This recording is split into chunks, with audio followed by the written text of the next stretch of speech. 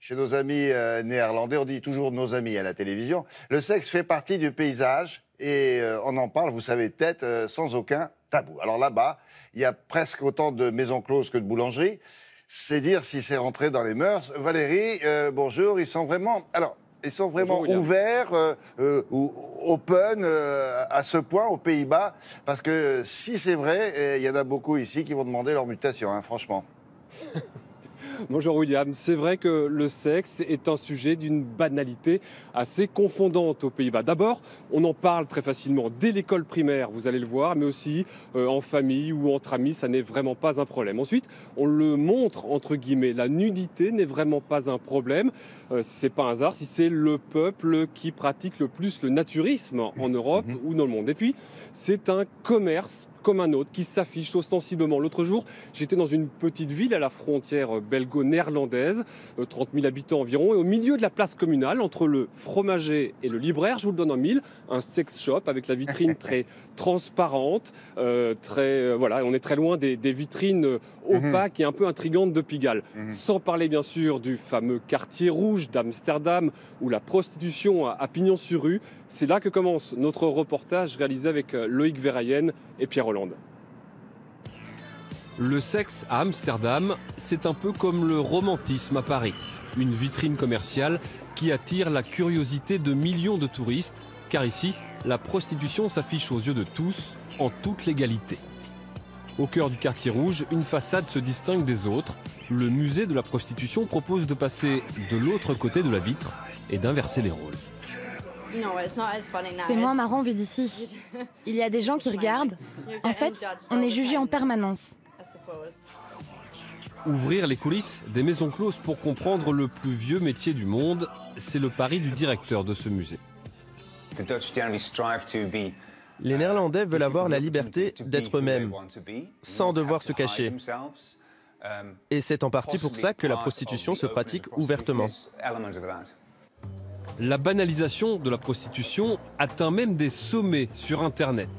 Sur ce site de petites annonces, on trouve désormais une section dédiée au paiement en nature. Ici, on peut louer les services d'un tatoueur, d'un jardinier ou d'un prof de guitare en échange d'un peu de chaleur humaine.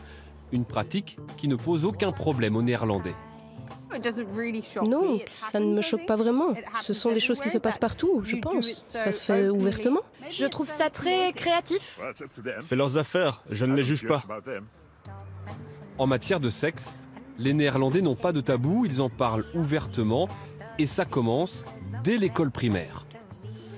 Bonjour. Bienvenue dans ma classe de CO2. Aujourd'hui, Madame Van Den Heuvel aborde la sexualité avec ses élèves au travers du sentiment amoureux. Qui a déjà ressenti des petits papillons dans le ventre? Les cours d'éducation sexuelle font partie du programme officiel dès l'âge de 4 ans. Ici, ce sont les enfants eux-mêmes qui amènent les sujets de discussion. Les garçons ont des sortes de petits œufs. Ils vont faire tralala avec une fille et ça donne un bébé. On commence doucement. On ne parle pas uniquement de sexualité, mais aussi d'amour et d'amitié. Et on leur apprend tout simplement qu'ils ont le droit d'être qui ils veulent. Le développement personnel et l'ouverture aux autres font partie des objectifs du programme. S'ils voient deux hommes s'embrasser dans la rue et qu'ils n'en ont pas parlé à l'école ou à la maison, ils vont se dire « Wow, c'est bizarre ». Au lieu de ça, ils vont se dire « Ah oui, on en a déjà parlé à l'école, on a vu que deux hommes peuvent être amoureux ». Cette éducation sexuelle dès le plus jeune âge a au moins une vertu selon les experts. Aux Pays-Bas, les taux de grossesse et d'avortement chez les adolescentes sont parmi les plus bas au monde. Valérie, dans votre reportage, vous évoquiez un site d'échange de services contre du sexe. Cours de je ne sais pas quoi, contre caresses aimables. Il y a vraiment des personnes qui font ça et ça fonctionne? Oui, et d'ailleurs, on trouve de tout. J'ai regardé des aides comptables, des professeurs de langue, un jardinier, des électriciens, des plombiers. Alors, je ne vais pas vous faire croire que tous les Hollandais y ont recours. Même très peu de Hollandais connaissent le site qui est encore tout neuf. Et ceux qu'on a contactés, n'assume pas complètement. Hein. Personne n'a voulu témoigner, en tout cas face à la caméra. Mais dans la même veine, et ça a beaucoup plus fait parler aux Pays-Bas il y a quelques semaines, les moniteurs auto-écoles ont très officiellement le droit de se faire payer en nature. Le gouvernement a légiféré précisément sur ce métier suite à une question d'un parlementaire.